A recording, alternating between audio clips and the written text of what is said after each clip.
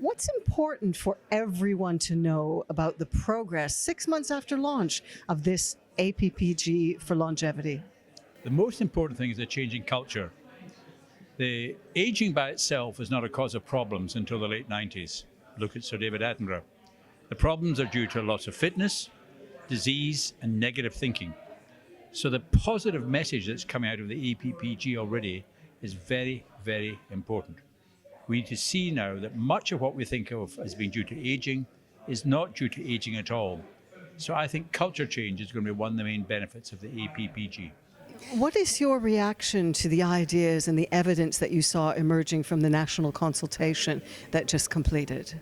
The evidence is very strong now, but there reaches a point where you have to say, we've got enough evidence, we've got to act, and that's the case now. So I think the APPG will also provide an evidence base for action, but then using the expertise of the people on the group, this very good group, to say, well, on the basis of the evidence, sure, we need more research, but this is what we're going to do. How are we going to lasso all that expertise and make it sexy for the public? Well, I think what we've got to do is to plan the communication strategy.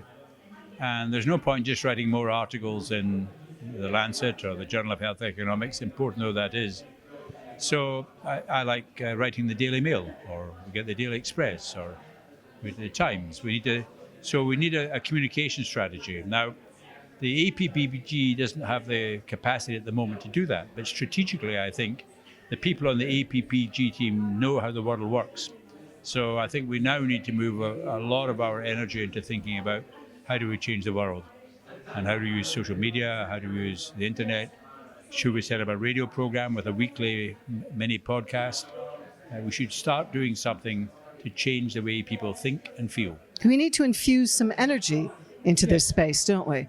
Yeah, negativity is the main problem. And that's not just by people who are living longer, people like me, I'm 75, but among the professionals too.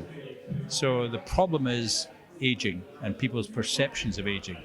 So living longer better is possible, and the APPG is going to play a leading role in doing that. So we're back to the culture change. We need to shift it, open mindsets, and understand it's not all dribbling and denial once you get over 65. Yes, I often say I don't want to manage what people do.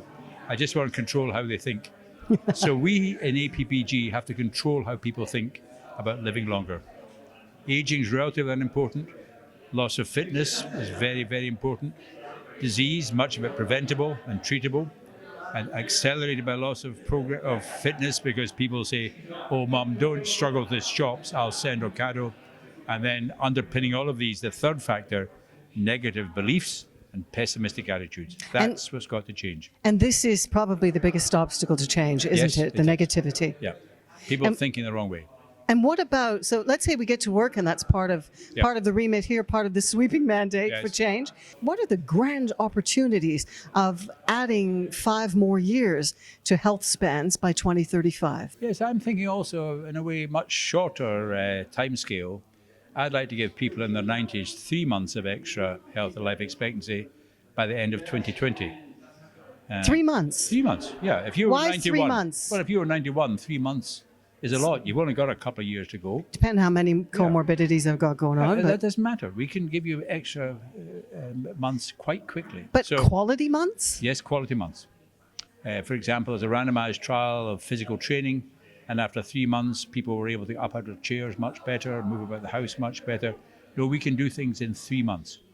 So as well as the 2035, I'm very keen we don't get lost all the time in thinking of 2035.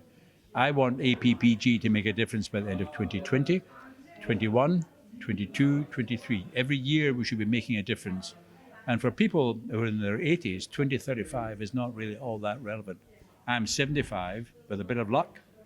I'll be there in 2035, but I need a bit of luck. But I want to be thinking of ways in which people could be better by the end of 2020, and I'm sure we can do it.